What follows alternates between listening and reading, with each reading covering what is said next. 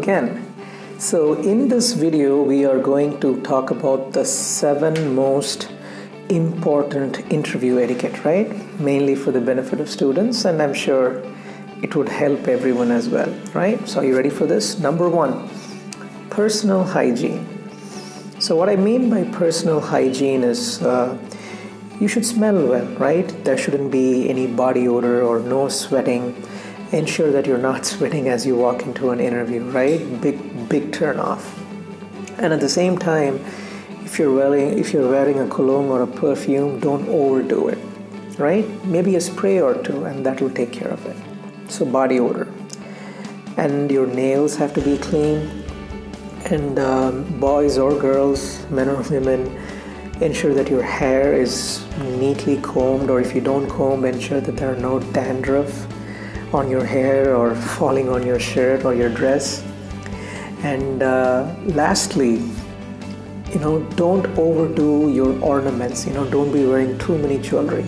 If you got too many rings or bracelets or earring, or you got your ears pierced or something, make sure you remove them for the interview purpose, right?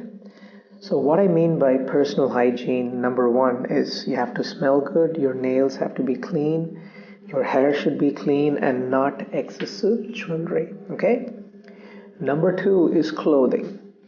Now, you don't have to invest on your clothing, right? It's a job interview, so you don't have to buy the most expensive suit or your shirts or pants.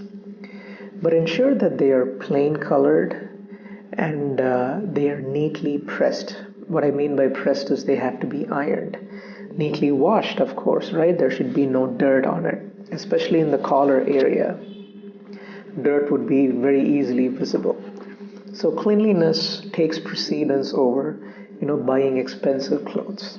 All right, that's number 2. Number 3, your shoes have to be polished.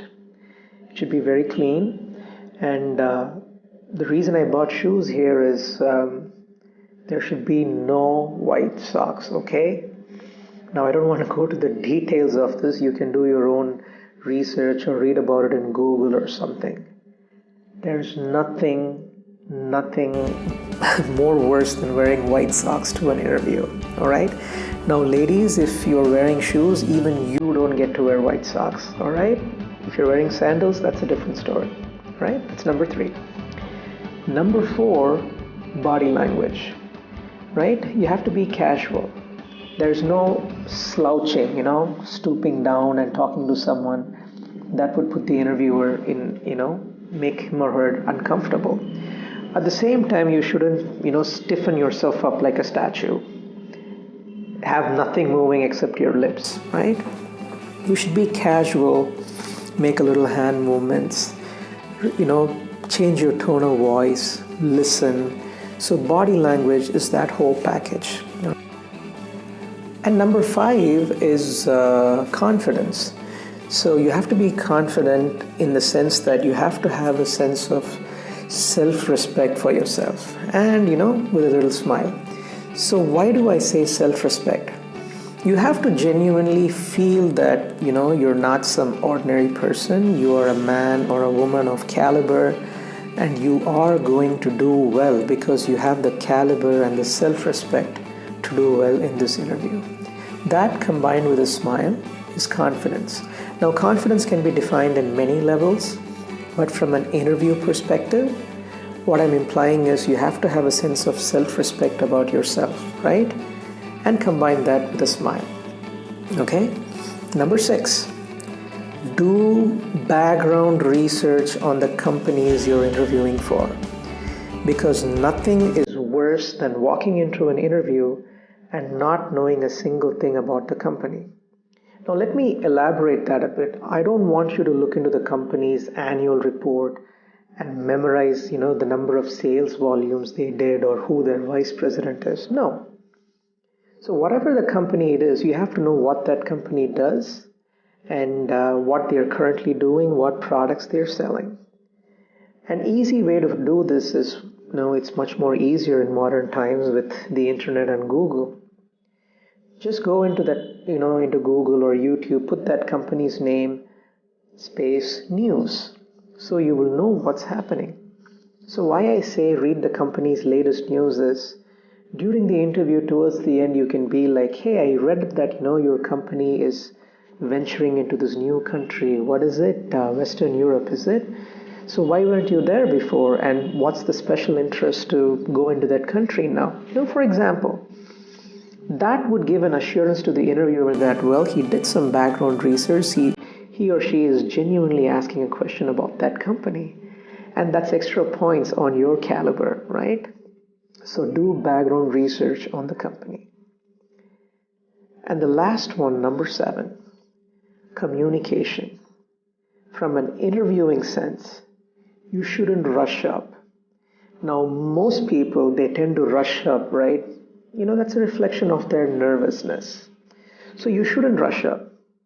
You should maintain a casual sense of tone and pace and with which you speak with your interviewer, right? So let's say you have to explain something scientific, or let's say you have to explain how a car works to a 10-year-old child. Obviously, you would take a step back and go slow, right? So here is a car, so it has 4 wheels, there's a steering wheel, so there's a way you talk to a 10-year-old child. The pace, the speed at which you speak to a child has to be maintained with the interviewer, right? So what I mean by the communication is no rushing up. Don't speak too fast, right? So let us do a recap of the 7 most important etiquette. Number 1, personal hygiene. Nails, smell, hair, and jewelry. Keep that in check. Number 2, your clothing. No need to buy expensive stuff. They have to be clean and pressed. Number 3, polish your shoes and no white socks, right?